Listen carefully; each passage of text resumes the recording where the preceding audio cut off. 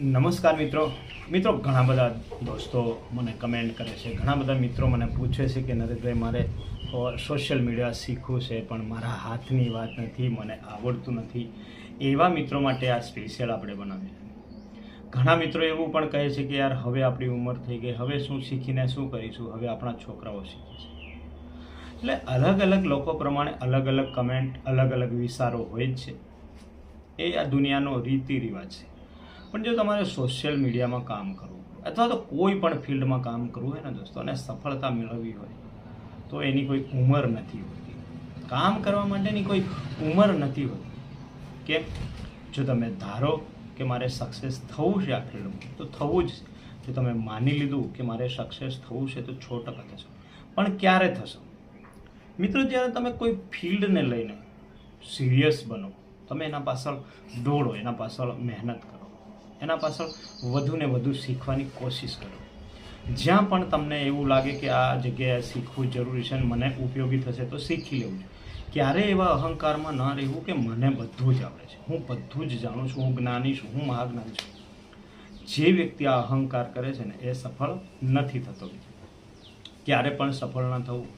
આપણે એક એક્ઝામ્પલ લઈ લઈએ. જ્યારે સચિન તેંડુલકર ક્રિકેટના 20 વર્ષ સુધી રમ્યા, એમનું ક્રિકેટ લગભગ 27 યા 25 વર્ષનું ક્રિકેટ કરિયર રહ્યું, પણ જ્યાં સુધી રમ્યા ત્યાં સુધી કંઈક શીખવાની એમનામાં ઈચ્છા હતી. એટલે મિત્રો, જ્યાં સુધી તમારામાં શીખવાની કંઈક ઈચ્છા રહેશે, કે શીખવાની ધગજ રહેશે, કે મને નવું શીખવું છે, મને કંઈક નવું કરવું છે અને નવું ને નવું સ્કિલ લાવી છે, તો તમે કોઈ પણ ફિલ્ડમાં સક્સેસ થઈ શકો છો.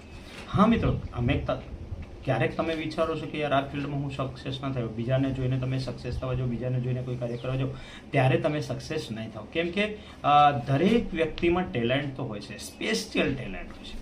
એટલે એવું નથી કે એ મારામાં ટેલેન્ટ છે ને તમારામાં નથી, યા બીજા વ્યક્તિમાં છે ને તમારામાં નથી. એવું ક્યારે નથી હોતું. તમારામાં પણ સ્પેશિયલ ટેલેન્ટ છે, ખૂબ જ સારું ટેલેન્ટ છે. પણ ટેલેન્ટ તમારે સમજવું પડશે કે મારામાં ટેલેન્ટ કયું છે, હું શું કરી શકું છું ને એ પોતે જાણવાની છે. બીજા લોકો જાણે કે ના જાણે એનો કોઈ જ મતલબ નહીં, કોઈ અફસોસ ના કરવો, પણ આપણે પોતે આત્મવિશ્વાસ હોવો જોઈએ કે હું આ કરી શકું છું. અને સૌ પ્રથમ તો એવું કે દરેક જગ્યાએ આપણને શીખવા મળે છે. સારી બાબતો આપણે એક્સેપ્ટ કરી લેવાની, કોઈક નેગેટિવ વાતો કરતો હોય તેને જવા દેવાનું, બાકી સારી સારી બાબતો શીખતું રહેવું જોઈએ. આ જીવનમાં જ્યાં સુધી શીખીએ ને ત્યાં સુધી ઓછું છે મિત્રો. એટલે જીવનના કોઈ પણ ઉંમરે, કોઈ પણ ક્ષણે શીખવું ખૂબ જરૂરી. અને ક્યારે એવું ના માનું કે હવે હું આ નહીં કરી શકું, હવે આપણે આ કરવાની જરૂર નથી, મને સમજ નથી પડતી કે હું આના લાયક નથી. એવું કોઈ કામ નથી કે જે વ્યક્તિ નથી કરી શકતો. મિત્રો, જ્યારે તમે એવું વિચારી લો છો કે મારાથી આ નહીં થાય, હું નહીં કરી શકું, તો નથી થવાનું, 100% નથી થવાનું. પણ જો તમારામાં વિશ્વાસ એવો હશે કે હું આ કામ કરી શકીશ, 100% કરી શકીશ, તો સફળ થઈ જજો.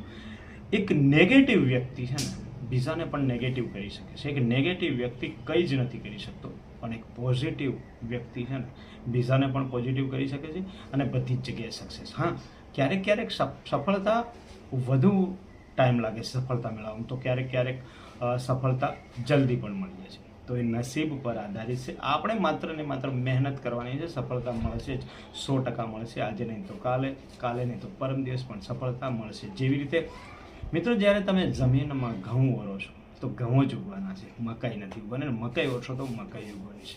આજે નહીં તો કાલે, અને પૂરી નહીં તો ઓછી, થોડી ઘણી પણ ઉગશે છો ખરી જ મિત્રો. જો મારી આ વાત તમને સારી લાગી હોય, મારું મોટિવેશન તમને સારું લાગ્યું હોય, તો મારી આ સુપરસ્ટાર દેશપ્રેમી ચેનલને લાઇક, શેર, સબસ્ક્રાઈબ કરજો અને બીજા મિત્રોને શેર પણ કરજો દોસ્તો. Bye bye.